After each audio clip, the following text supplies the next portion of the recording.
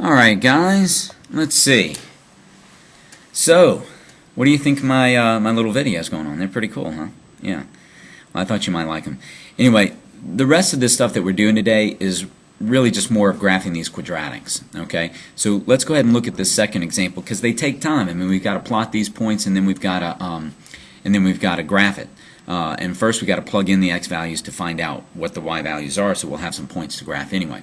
So let's go ahead and get started on that and see what this one looks like. Okay, now when we look at this graph, I'm going to make my t-chart here. Okay, how about a different color this time? How about red? Okay, now let's go here. Here's my x and my y. I don't know what I'm going to choose, but let's just go with a standard: -2, -1, 0, 1, and 2. Let's see how this thing looks. Okay. Now I'll go down here below the graph and I'll start plugging some stuff in. Oh, I need to see what the function is. All right. So it's going to be y is equal to 1/2 of -2 squared plus 1. That means that it's going to be 1/2 times 4 plus 1. That's going to be 2 plus 1, and that's going to equal 3. Alright, so let's go ahead and plug that one in. Now, this one's going to be y is equal to 1/2 of -1 squared plus 1. This is easy enough, guys. We always take care of exponents first. So then this is 1/2 times 1 plus 1. And that's going to give me 1/2 plus 1, which is equal to 1.5. When I'm graphing, I like to use decimals because it helps me plot the points a little bit better. Okay, let's plug in 0.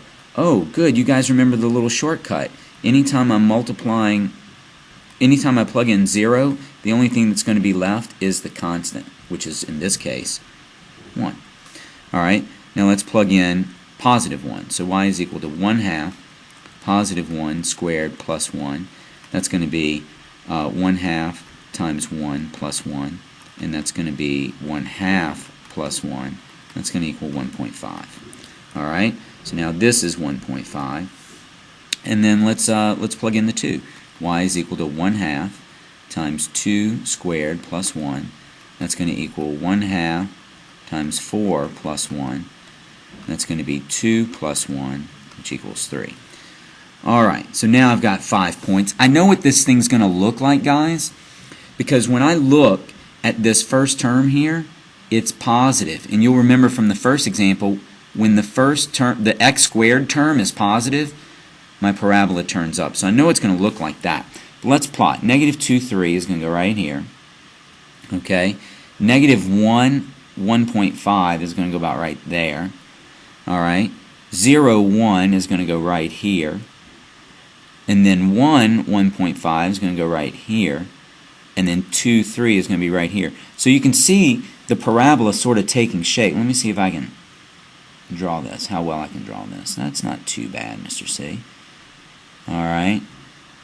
So I'm looking at a parabola that sort of looks like this. Alright. Now, this point down here, and in fact I think that is the vertex, which is 0, 1. That's going to be the minimum value. The minimum value is actually 1. It's the y. Right? Because it's the lowest point there. Okay? Alright, and let's see, this thing turns up. Minimum value. All looking pretty good. So what do you think, guys? This isn't too hard. Remember, this is just like plugging in points for a linear function and then graphing that and we get a line. But this one's a quadratic function, so we just plug in some x values, we get points, and we know what it's supposed to look like, so we just sketch that graph. Alright? So I will see you at example number 3. Alright, good job, guys.